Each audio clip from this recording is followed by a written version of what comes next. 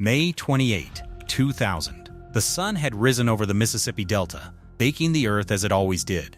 Inside the walls of the Mississippi State Penitentiary, the morning routine was underway. Two guards walked the line of Unit 32, the prison's most secure and feared facility. Their job was routine: check the cells and collect the breakfast trays. In a place where hunger is a constant companion and food is the only luxury, a prisoner never leaves a meal behind. But on this specific morning, the guards stopped dead in their tracks. They noticed that in two specific cells, the breakfast trays were sitting exactly where they had been placed earlier. The guards unlocked the heavy doors, their hearts likely pounding in their chests. They stepped inside to investigate why two hungry men hadn't eaten. What they found, or rather what they didn't find, made the ground slip from beneath their feet. The cells were empty. This is the story of two men who challenged a system designed to break them.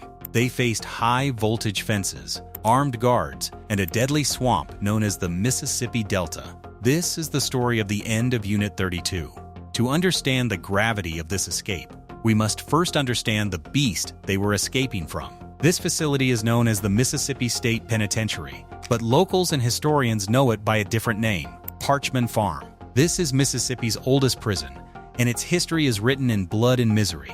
The story goes back to 1901. The American government purchased this massive tract of land, which used to be a working farm. But instead of hiring workers, they brought in black prisoners. Their job was a cruel irony. They were forced to build their own prison. They worked like animals, day and night, sweating in the humid southern heat to construct the very walls that would cage them. This place was designed to be a nightmare. The conditions were horrific. Murders and suicides were common occurrences. The infrastructure was crumbling. Sewage lines would frequently leak, creating pools of filth that spread disease. These leaks attracted deadly insects and vermin that would bite prisoners, causing them to fall desperately ill or die without medical care. The prison spanned a massive 18,000 acres, but the real prison wasn't just the buildings, it was the geography. The facility was bordered by the Mississippi Delta. This wasn't just land, it was a natural death trap. The extreme heat was unbearable, and the swamp was filled with snakes and venomous insects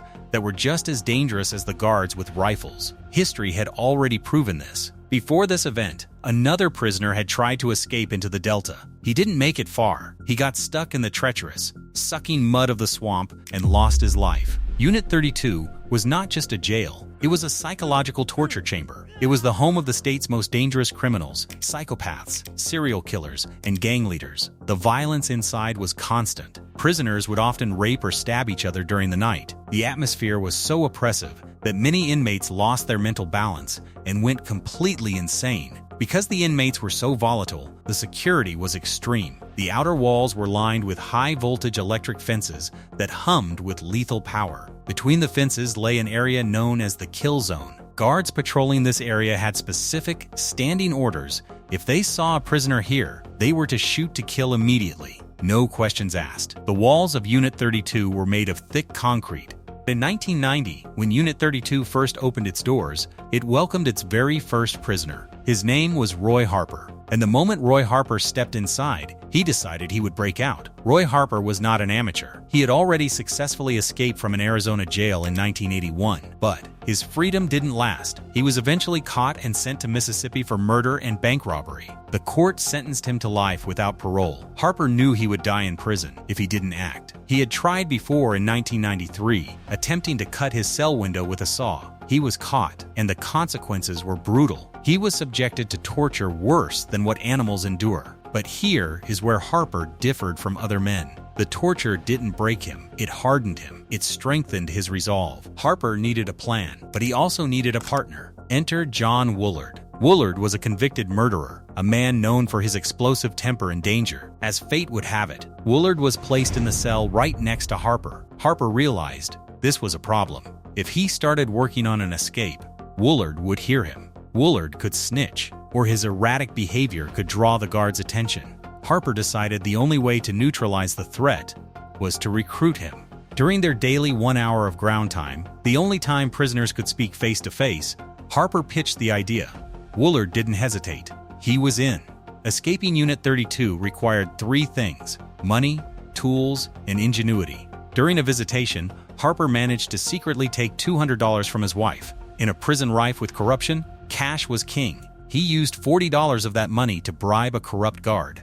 The guard slipped him a hacksaw blade. Harper now had a blade to cut the bars, but the window grate was screwed shut. He couldn't unscrew it with his bare hands. He looked up at the light fixture in his cell. It had a steel cover. He broke the cover into pieces. Then, he took the small blade out of a standard pencil sharpener. Using the sharpener blade, he carved and shaped a piece of light fixture metal until it formed a makeshift screwdriver. This homemade tool worked perfectly. They met daily during ground time to finalize a 3-stage strategy. Stage 1, cut the cell window and exit the building. Stage 2, cross the prison yard and the kill zone. Stage 3, traverse the deadly Mississippi Delta swamp. They began to prepare for the specific challenges of the environment. Knowing they would be moving in the dark, they needed camouflage. Harper created a black cream by burning paper to create ash and mixing it with Vaseline. They would paint their faces with this to blend into the shadows. Knowing the swamp water was toxic and infested, they fashioned water bags out of their prison jackets. They lined them up to carry bottles of fresh water. They also bribed guards to get extra uniforms, which they hid in their cells. The physical work began. They started sawing the bars of their cell windows. They had to be incredibly careful. One day, disaster nearly struck. Harper had cut halfway through his window bars. He heard heavy footsteps approaching. Harper's heart pounded. He threw the saw blade under his bed. He couldn't fix the window in time. He stood at the cell gate, blocking the view with his body, trying to act casual. Luck was on his side. The jailer spoke briefly and walked away without looking at the window. Harper breathed a sigh of relief. The second obstacle. When they finally cut through the first window, they found a heartbreaking surprise. Behind it was a second window, also made of steel bars. It seemed impossible, but Harper looked closely. He noticed the bottom of the second window was covered by a thin steel strip. He took his blade and cut the strip. Beneath it was a lock mechanism. He turned it and clicked. The second window unlocked. They didn't have to saw it, they just had to open it. To hide their work, Harper made a paste from soap and used it to fill the cut marks on the bars, concealing the damage from the guards.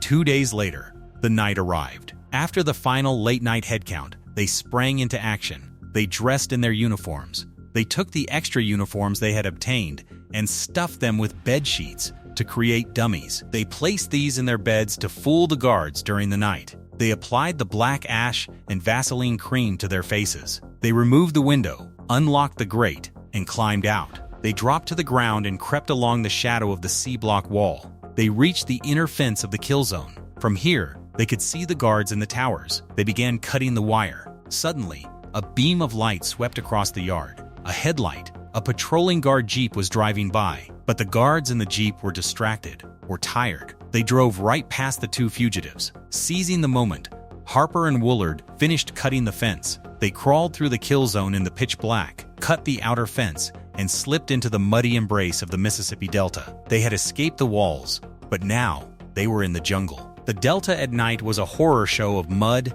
snakes, and insects. They struggled through the terrain, hoping to clear the swamp before the sun came up. As the sun rose, the heat intensified. The open areas of the Delta offered no cover. Terrified of being spotted, they found a patch of dense bushes and crawled inside to hide for the day. Back at the prison, it wasn't until the breakfast trays went untouched, hours after sunrise, that the guards realized the men in the beds were dummies. The alarm sounded. A lockdown was ordered. The FBI was called in immediately. Harper and Woolard had a 12-hour head start, but they were suffering. Hiding in the bushes, the mosquitoes were feasting on them. Their bodies swelled up from thousands of bites. At one point, they heard voices. A search party of police and guards was walking nearby. They lay perfectly still, holding their breath. The search party walked right past them, missing them by feet. They spent 3 days and 3 nights in that hell.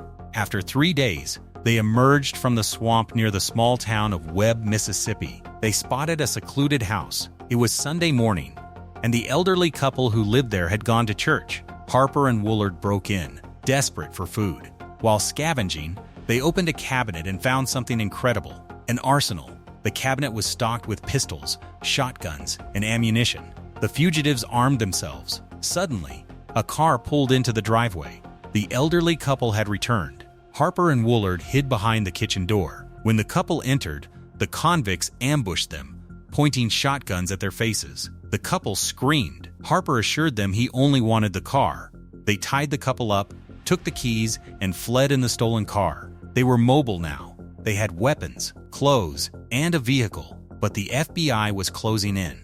The elderly couple was found, and the car was identified. Harper knew they needed to switch vehicles. In a hotel parking lot, they attacked a man and stole his van, abandoning the car. But Harper was paranoid. He knew the van would be reported too. He stopped at a hardware store, bought cans of blue paint, and manually repainted the van to disguise it. They drove north, crossing state lines into Indiana. In Indiana, their luck ran out. Woolard was driving.